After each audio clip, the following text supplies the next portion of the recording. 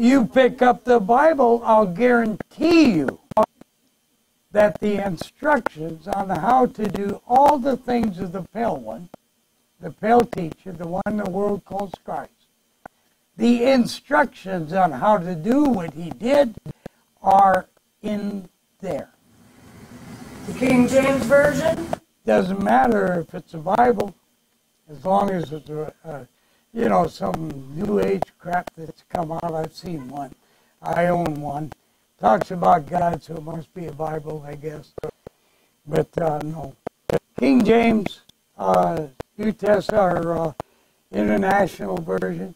And if you don't believe me, I teach you how to get that information, but you got to buy it. All right? You can levitate, you can teleport, you can talk with animals, you can talk with plants, you can change water into wine, you can raise the dead, you can make the blind see. Everything that Jesus Christ did, you can do. And some medicine people do that. Was it done in the Bible? Well, there was a eunuch running, in a chariot, and one of the apostles heard him reading the Word and hopped on the back and explained the Word. They stopped at an oasis or some watering spot. The guy was baptized, and instantly the apostle disappeared and reappeared in a distant city. Instantly. Teleportation. Where does it talk about talking with animals? In the Old Testament, some prophet was ticked off. And he was beating his ass. Now, donkey ass, all right? And that's what the Bible says. And the donkey turned to him and said, "What are you hitting me for? What did I do?" Blew the guy away. Do animals speak? You bet your bitches they do. Did talk with a tree? Jesus stood there and talked to a tree. The next day it was dead. Did it say the tree talked back? No. But I can guarantee you this. The tree was so embarrassed not having fruit for the great master, it just willed itself to die. It comprehended. I can go on and on and on. And the scriptures do say this. Now, it's easy for me to talk scriptures. The 12 inner Hyokas ancestors of this society learned at his feet. We followed him for over 2 years, 2.5 if I remember right. Learning, 13. And I'm not Mormon, never been to a Mormon church. I get a little tired of them. Oh, guys, you got Indian blood. You're one of the lost tribes. We ain't lost. And if they really paid attention to it, they find out that lost tribe was the only one that didn't have men when the Creator was giving out sections. So he let the women have a section. And eventually, they married into the other tribes. They're not lost. But nevertheless, that's their problem, not mine. But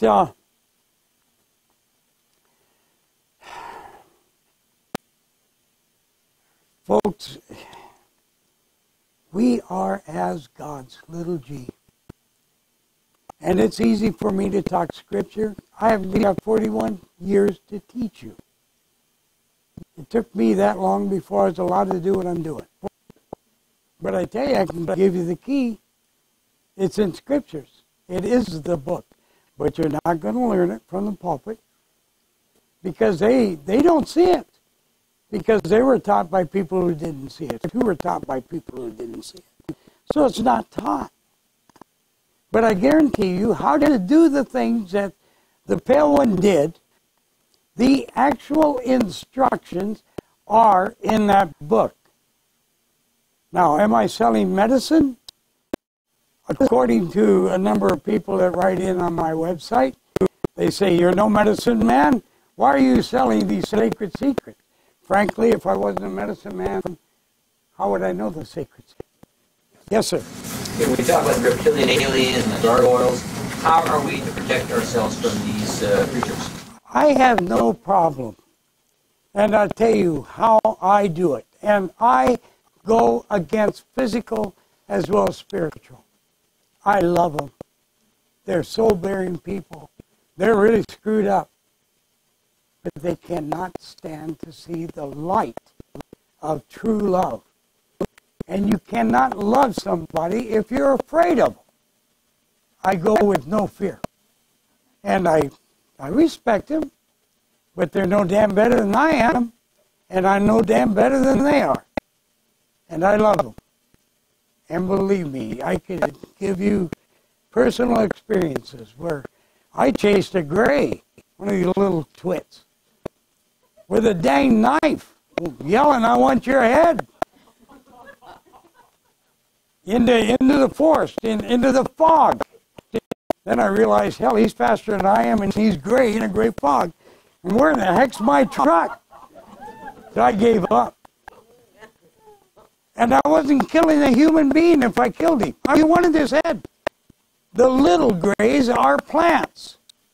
They are cloned, or not cloned so much, as growing. So are their ships.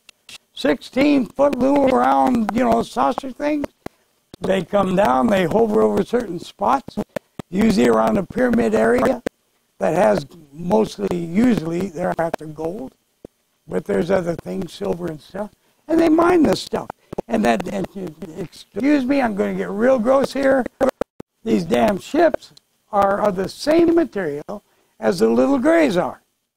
A semi-intelligent plant, able to get itself out of general trouble. All right? General. Throw them into a situation that they haven't been ingrained with, however the true grays do. They're in trouble. But the little ships are like the foreskin on a man's penis. They come down at 16 and they go back 200 or 300 foot wide, like a great big circle. They're beautiful. They're freighters, full of ore. And they just cruise right along. Guys, I was with, I believe it was 5 women. No, it was 5 women, because I was with them and there were 5 others and they were all women. So it had to be 5 women. And we watched 3 of these dang things really low. Gosh, I couldn't venture how low. They weren't at 500 feet, but I'm sure they weren't at 2,000. And as silent as an owl, not even a whisper of wind through a feather. And just cruising along in a V formation, and one would back off from the right, go to the left, go forward, while the other one would back, and then go back, only this one, and then go back, and that one of the 2 would go forward. So you had a scout, and you had 2 regulars. One was taking on the duty of scout. We watched them until they just plain slowly disappeared. And I tell you, it was beautiful. It was like looking at a circus, a carnival at night, all lit up. It was beautiful. You can change the dream. If we can all unite with that in our brains, then we've got a great chance of changing it. But nevertheless, it's just like me having that blue car come up with that woman, that kid saying that. That's me by myself, what can be done. Think of what we can do as a united heart-brain combination. There is a great probability, and I'm watching it grow quickly, of a form. Some are dreaming it as a civil war. No way.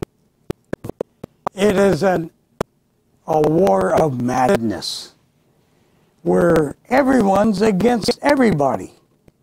The blacks against the Mexicans, the Indians, the whites, them against the blacks, them against each other. And if you happen to have an in-law you don't care for, hell, blow her away, because you can blame it on a black person. Blow them away. You aren't going to be safe in your own home. And the government, they're going to try to come in and nail it down, and we're going to be fighting the government It is, what I see is a horrifying thing of sheer madness. People just fed up with you on welfare. I've been feeding you for 50 years. You know, fed up with this, fed up with that, and just can't take it anymore, or rather won't. And guns, sure, guns are involved. It doesn't matter. Cars are involved. If there's some kind of a weapon, it's involved. Even probably, I'm assuming, a plastic knife. It's just madness. And we've got to get it together and stop it. Then the other probability, and this is huge, and I think it appears after the first. Well, by the looks of it, it does appear after this first, if this first happens. The madness. And that is 5 different, I assume, countries under one helmet is what I was showing. In short, all of one mind, one leader, whatnot. They attack America. We lose. And what happens is they come up on the East Coast, attack there. They come up on the West Coast, attack here, through Oregon, Washington, down, it looks like northern California, and through the Gulf of Mexico up through Texas. Our wonderful leaders, to protect their own butt and to protect Mr. Money, all live on the East Coast basically. All the economical things are based through there. They start calling in the reserves, which aren't reserves. We're here preparing on our coast here, preparing to do battle if they show up. They hadn't yet, but they're coming. So they say, shoot, let's take this bunch of the Army to protect our butts here because we're losing people. We're fighting them off. They aren't gaining toehold, but we need more men. So let's take them from Washington, Oregon, California, Texas, the center of America. Save my rear. Therefore, making the rest of us weak. And I've watched the armies come in through the Gulf of Mexico and through Texas like they were a hot, hot, hot knife. And we were very warm butter. It was a little harder on the West Coast, but not that difficult. That Southern Army came up, met the Western armies, the invaders, and in turn, they turned around and got the East from the back while they were fighting their front. And we lose. How far off would you say that is? Again, I'm only showing events, not times. But I see everything happen. If we don't change it, including Armageddon, within 20, and I want to say one word, but I am constantly in the last 3, 4 days, 5 days, told to say 23 years. Within. All right? Like Mr. Bell. I told his staff members he was going to announce his retirement. And blame his back. The guy has no need to have a back problem. I've told him how to heal it. And if he had used it from the last show to this time, he would be perfectly healed. He doesn't want to. He wants an excuse to get off the air. He's tired, folks. Who can blame him? He's tired. So he's allowed something, a holding. The holding of, I want to get off, but I love radio, and I got a lot of fans. So he creates through holding a back, bad back. And he'll keep that bad back because that keeps him from feeling guilty when he walks away. He'll die with that bad back. But they didn't believe me when I told them. I said, okay. and called them up, I think 4 days later, might have been 5, and they were in a big hussy